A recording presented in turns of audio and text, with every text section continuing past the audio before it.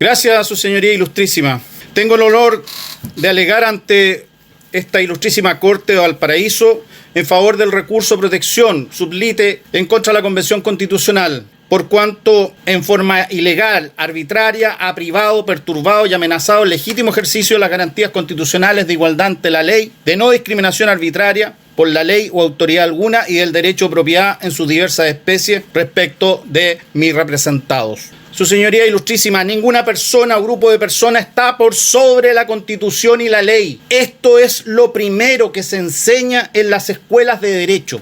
Hace 27 años, un 14 de noviembre de 1994, juré como abogado con mi mano derecha sobre una sagrada Biblia, pero doblemente sagrada, por cuanto sobre ella misma juró mi padre Ignacio León y el prócer Arturo Prat, patrono de los abogados de Chile.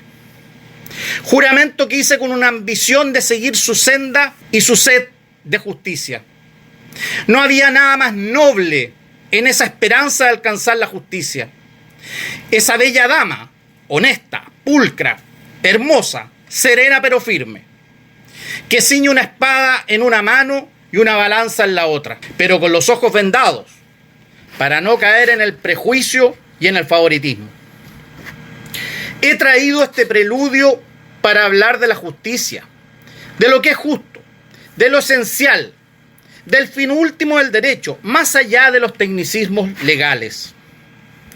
Pues bien, en uno de los primeros libros de derecho que tuve que estudiar, el libro de Jorge Iván Hibner Gallo, Introducción al Derecho, en su página 241 dice: la justicia es el objetivo clásico del ordenamiento jurídico, es el fin propio y adecuado que se asigna al derecho, en forma unánime desde la más remota antigüedad. Estas fueron mis primeras enseñanzas, su señoría ilustrísima, en la Escuela de Derecho. Como decía, vengo a hablar de lo esencial, del fin último del derecho, más allá del tecnicismo legal, de hacer tangible la justicia constitucional, a través de la tutela judicial efectiva de las garantías y derechos fundamentales de mis representados.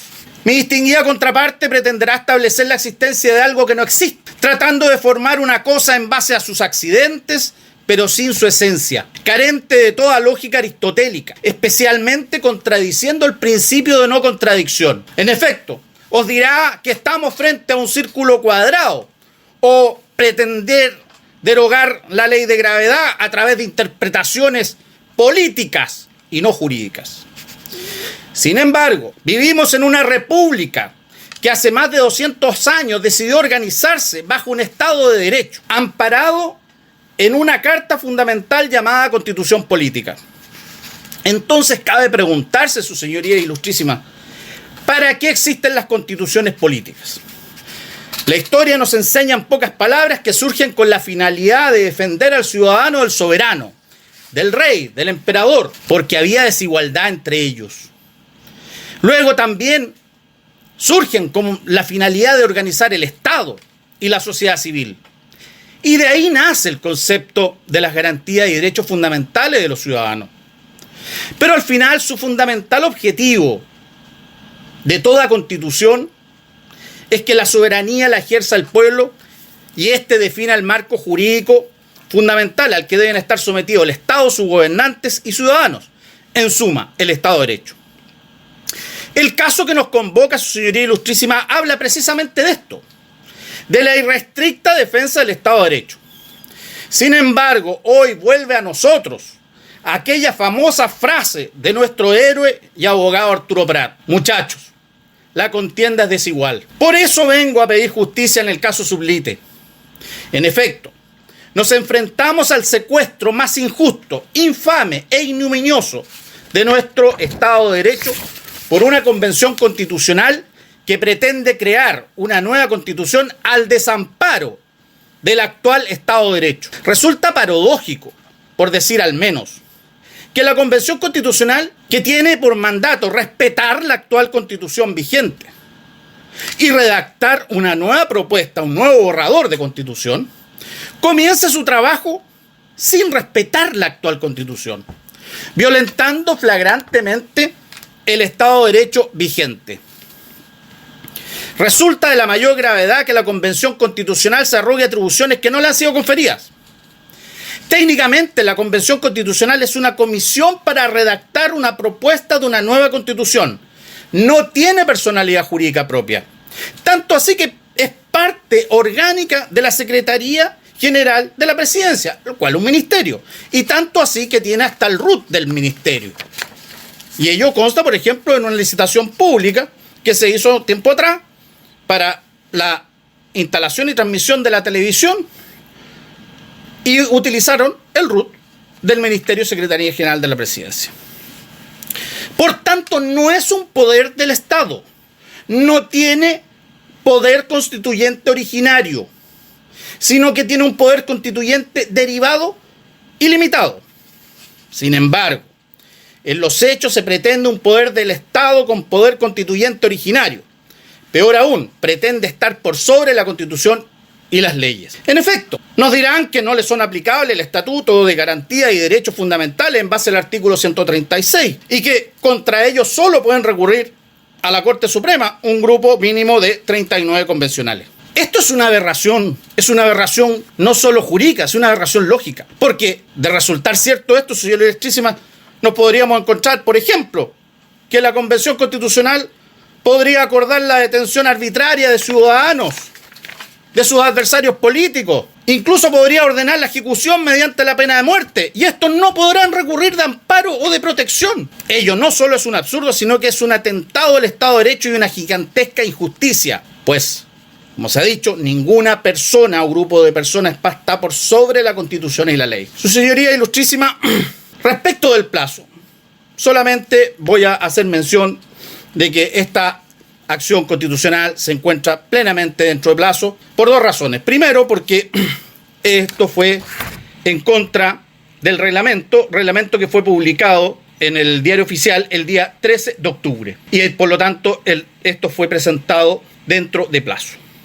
Pero más allá de eso, y tal como lo explico en detalle en el libelo, los actos arbitrarios que hemos denunciado son permanentes. Por lo tanto, difícilmente podría haber empezado a correr un plazo de caducidad para presentar esta acción constitucional. También, su señoría Ilustrísima, hacemos expresa mención de la reserva de acción de inconstitucionalidad en contra del artículo 136, el cual se basa su defensa la Convención Constitucional. Su señoría Ilustrísima, aquí es fundamental entender cuál es la naturaleza jurídica de la Convención Constitucional. Y tal como lo afirmó Jelinek, en este caso la Convención Constitucional no se encuentra sobre el derecho, de suerte que pueda librarse del derecho mismo, lo que depende de su poder. No es el saber, sino el orden jurídico debe existir, sino solo el cómo ha de organizarse. Este sometimiento no es de índole moral, sino de naturaleza jurídica. Todas las garantías del derecho público conducen en primer lugar a asegurar el sometimiento del poder del Estado a las normas fijadas por él. Y fíjese lo paradójico, su señoría Ilustrísima, que nuestro contendor fundamenta el rechazo de esta acción constitucional en base al artículo 6 y 7 de la Constitución Política. Bueno, precisamente sobre ese mismo artículo es que estamos diciendo que la Convención Constitucional no está cumpliendo su mandato. Respecto a las garantías constitucionales, su señoría, por razón de tiempo, solamente voy a recordar que aquí estamos recurriendo por la garantía del artículo del 19 número 2, vulneración de la igualdad ante la ley, y la vulneración del artículo 19 número 26 y número 24, que tiene relación con los derechos esenciales y con el derecho, con la esencia de los derechos y con el derecho de propiedad. Eso ya está explicado latamente en el libelo, su señoría Ilustrísima. Razón de tiempo, me voy a remitir a lo ya dicho en el libelo y lo que ha relatado la señora relatora. Sin embargo, debo destacar, su señoría, de que en el marco constitucional que le dio vida a esta Convención Constitucional, se estableció de forma clara un marco regulatorio, condiciones, y esas condiciones están claramente establecidas en la Constitución Política. En suma, la Convención Constitucional ha secuestrado la soberanía de los ciudadanos de la República de Chile otorgada por la Constitución Política de la República actualmente vigente.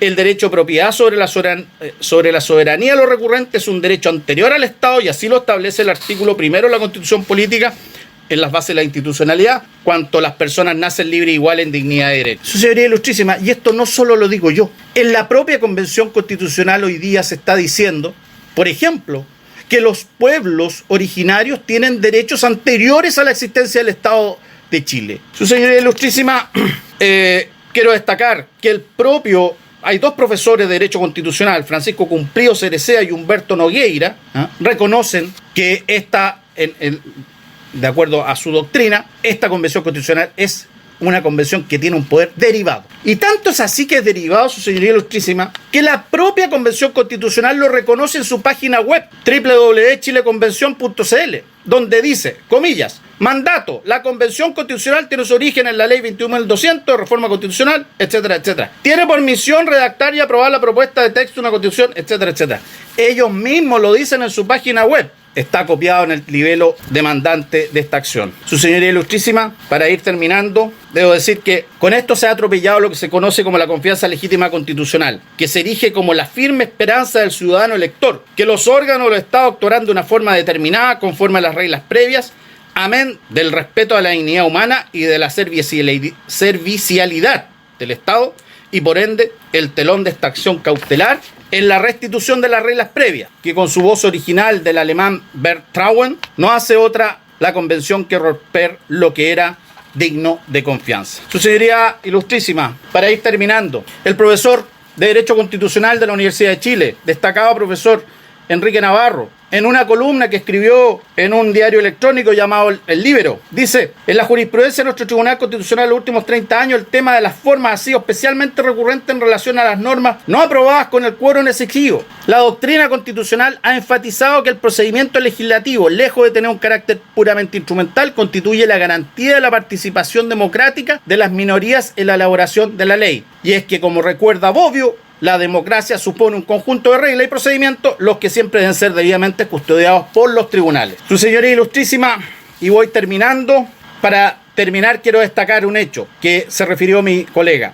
Aquí no solo se transgredió la norma al haber creado una figura que no estaba permitida por la Constitución en cuanto a los plebiscitos dirimentes, sino que la forma como se aprobó eso fue sin haber respetado el quórum exigido por el mandato que se les dio, en cuanto que toda norma del reglamento debía ser aprobada con el quórum de los 2/3. Es un hecho público notorio, su señoría, y están las actas, y están los documentos que hemos acompañado, que aquí se aprobó este reglamento burlando la norma de los 2/3, por cuanto todas las normas y las indicaciones del reglamento se sometieron a votación en base al quórum de simple mayoría.